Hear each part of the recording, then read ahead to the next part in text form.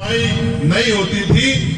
आज भारतीय संविधान में जो संवैधानिक शक्ति हमें दी है, उस शक्ति के आधार पर जो कल तक दूसरों के लिए न्याय मांगता था, आज उसकी कलम में इतनी ताकत है कि वो लोगों को न्याय दिलाने का काम कर सकता है, न्याय दे भी सकता है। ये छलांग बाबा साहब अम्बेडकर के संविधान ने शक्ति के रूप में हमें दी।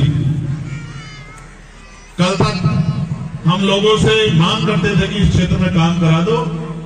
आज संवैधानिक शक्ति की वजह से एमपी बजट हमारे पास है कि हम अपने क्षेत्र में जिस गली सड़क को देखते हैं, इस गली सड़क के बुरे हाल है, तो चंद मिनटों में अपने क्षेत्र के अधिकारियों को कह के अपने बजट से उस सड़क को बनाने का प्रस्ताव जो है पारित करते हैं, और 1-1.5 महीने के अंदर वो सड़क जहां गारा, मिट्टी, कीचड़, गंदगी, परेशानियां होती है, वो इस तरह की बनकर खड़ी हो जाती है कि उस सड़क पर चलते हुए आदमी जूते भी ना हो तो नंगे पैर चलते हुए अपने आप को अच्छा महसूस करता है कि हमारी सड़क अच्छी। ये अवसर अगर पैदा हुए हैं तो ये संवैधानिक शक्ति इसके आधार पर पैदा हुए हैं। जैसे पढ़ लिखकर हम लोग, अगर हमारे दादा परदादा गांव में खेती किसानी, मजदूरी, सफाई का काम या और भी कोई काम जिसको कर कर अपना जीवन गुजर बसर करते थे, लेकिन आज इस देश में संविधान की वजह से अवसर है कि एक किसान, मजदूर, गरीब परिवार का बेटा भी पढ़ लिखकर डॉक्टर, इंजीनियर, IAS, IPS, वकील, जज बन सकता है। आज अगर झोपड़ियों से निकल के ये महलों तक का सफर तय हुआ है, तो ये बाबा साहब अम्बेडकर के 4 बच्चों की कुर्बानियां और भारतीय संविधान में जो अधिकार शक्ति हमें मिली है, ये उसी की वजह से संभव हो पाया।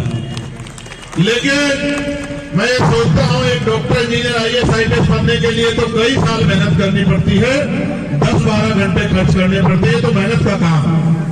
और लोकतंत्र जब नहीं था, राजतंत्र था, तो राजतंत्र में तो उससे भी कठिन था।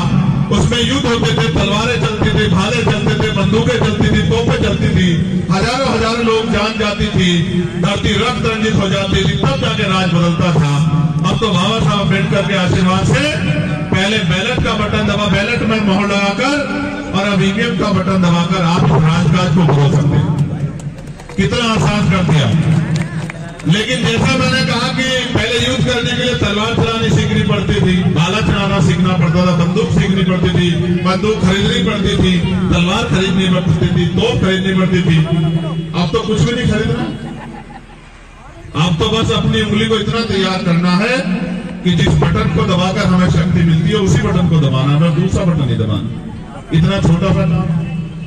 हमारे महान पुरुषों ने तो ये भी कहा कि राजनीति में हिस्सेदारी नहीं करोगे तो उसका सबसे बड़ा नुकसान ये होगा, उसका सबसे बड़ा दंड ये होगा कि ये लोग आपके ऊपर शासन करेंगे। हमारे लोगों ने इस बात को नहीं समझा, नहीं समझा। हमारे लोगों ने राजनीतिक शक्ति दूसरे लोगों के हाथ में दे दी और इंतजार करते रहे कि ये हमारी जिंदगी बदलेंगे। इसी का खामियाजा हम लोगों को भुगतना पड़ा। मैं आपसे कहना चाहता हूं, जो बहुत दिन पहले डॉक्टर बाबा साहब अम्बेडकर कह के गए थे कि political power is the master की, राजनीतिक सत्ता वो चाबी है जो आपकी सारी परेशानियों का हल कर सकती है। राजनीतिक सत्ता वो सुनहरी चाबी है जो आपकी सारी परेशानियों का रास्ता खोलकर आपकी जिंदगी को आसान कर सकती है। लेकिन हम लोगों ने इस बात को नहीं समझा, और जहां जहां समझा वहां हमारे दुख तकलीफें भी खत्म हुई और हमें ताकत भी मिली। लेकिन नौजवानों में तो भीम आर्मी आजाद समाज पार्टी के साथियों ने संघर्ष करके ये भावना पैदा कर दी है कि वो कोई और बटन नहीं दबाना चाहते, वो अपनी मुक्ति का, अपने लिए शक्ति का बटन, आजाद समाज पार्टी का बटन दबाना चाहते हैं। ये भावना नौजवानों में तो भीम आर्मी आजाद समाज पार्टी के संघर्ष से पैदा हो गई। आज ये देखो, जो बड़ी बड़ी पार्टियां कभी जानती नहीं थी, जिनके पीछे खड़े होकर लोग राजनीति करते थे, हमने पिछले 7-8 साल से संघर्ष करके एक नया ट्रेंड बनाया है कि अगर आज कहीं कोई घटना होती है तो सारी पार्टी भागने का कोशिश करती है कि जाओ जाके दुख तकलीफें दूर करो। मैं कुछ घटनाएं रख देता हूं। हाथरस की घटना हुई, कोई जाने को राजी नहीं था। मैंने और हिमांशु जी ने मोर्चा लिया कि हम लोग हाथरस चलेंगे। हम लोग हाथरस के परिवार से विकट परिस्थितियों में मिलने गए। मोर्चा लगाया गया कि पुलिस को किस तरह से पुलिस के आंखों से बच के जाना है, और मोर्चा सफल भी हुआ। जब यहां पकड़े गए टोल पर खजारसी के, तो पुलिस के पकड़ने से पहले सरकारी बस में चले गए।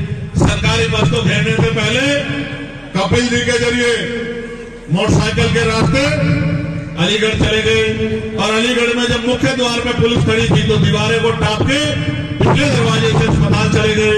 और फिर जब यहाँ हमारी बच्ची जो है, हमारे डिमांड पे हमने कहा एम्स लिया, एम्स की बजाय सफदरजंग लाई गई, तो सफदरजंग में जब उसके साथ अन्याय हुआ, उसकी जान चली गई और हम लोगों ने मोर्चा लिया, तो हमसे वादा करके पुलिस ने वादा खिलाफी की और हम लोगों को गिरफ्तार कर दिया और बच्ची का शव जो है जाके जला दिया।